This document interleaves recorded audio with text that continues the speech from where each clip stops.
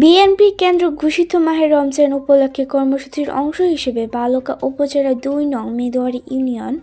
৩ নং word BNP ও অঙ্গ সহযোগী সংগঠনের আয়োজনে সাবেক প্রধানমন্ত্রী বেগম খালেদা জিয়ার রোগমুক্তি ও বিএনপির ভারপ্রাপ্ত চেয়ারম্যান তারেক রহমানের সুস্থতা কামনায় ইফতার ও দোয়া মাহফিল।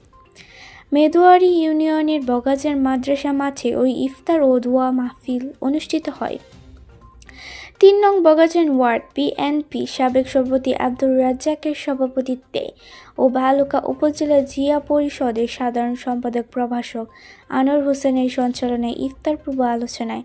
প্রধান অতিথি হিসেবে উপস্থিত ছিলেন ময়মনসিংহ দক্ষিণ জেলা বিএনপির সাবেক যুগ্ম আহ্বায়ক ও বালুকা উপজেলা বিএনপির সাবেক আহ্বায়ক ফখরুল উদ্দিন আহমেদ বাচ্চু। এই সময় বালুকা উপজেলা বিএনপি ৩ নং বগাজান ওয়ার্ড বিএনপি ও অঙ্গ সহযোগী সংগঠন বিভিন্ন পর্যায়ের নেতৃবৃন্দ ও সাধারণ মানুষ উপস্থিত ছিলেন।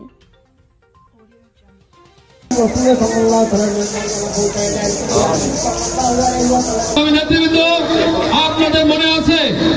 গত ২০২৪ সালে এই বগাজান মাঠে আমাদের কেন্দ্র ঘোষিত ইউনিয়নের যে ইফতার মাহফিলটি অনুষ্ঠিত হয়েছিল। ওই ইফতার মাহফিলে হাসিনার দূষণ আওয়ামী যুবলীগ এবং পুলিশরা ঘোষণা জারি করেছেন। সেই ঘোষণাটি হল বিগত ১৭টি বছর যারা আন্দোলন সংগ্রাম করে রাজপথে জীবন দিয়েছেন, রাজপথে নির্যাতিত হয়েছেন, মামলা হামলার শিকার হয়েছেন, এই ইউনিয়ন এবং এই ওয়ার্ডের নেতৃবৃন্দ, সকল অঙ্গ সংগঠনের নেতৃবৃন্দ আপনাদেরকে স্পষ্ট করে বলে যায়, আমাদের নেতা তারেক রহমান তিনি ঘোষণা দিয়েছেন বিগত স্বৈরাচার শেখ হাসিনা এবং আওয়ামী লীগ, যুবলীগ, ছাত্রলীগ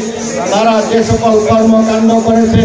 যে কারণে আজকে তাদের ৩০০ এমপি সহ ৪৬০ জন উপজেলা চেয়ারম্যান সহ প্রায় ৪৫০০ মতো ইউনিয়ন পরিষদের চেয়ারম্যান, মেম্বার এবং দলীয় নেতা কর্মী প্রায় লক্ষাধিক আজকে দেশ ছাড়া হয়েছে। সেই কাজগুলি যদি আমাদের দলের কোনো নেতা কর্মী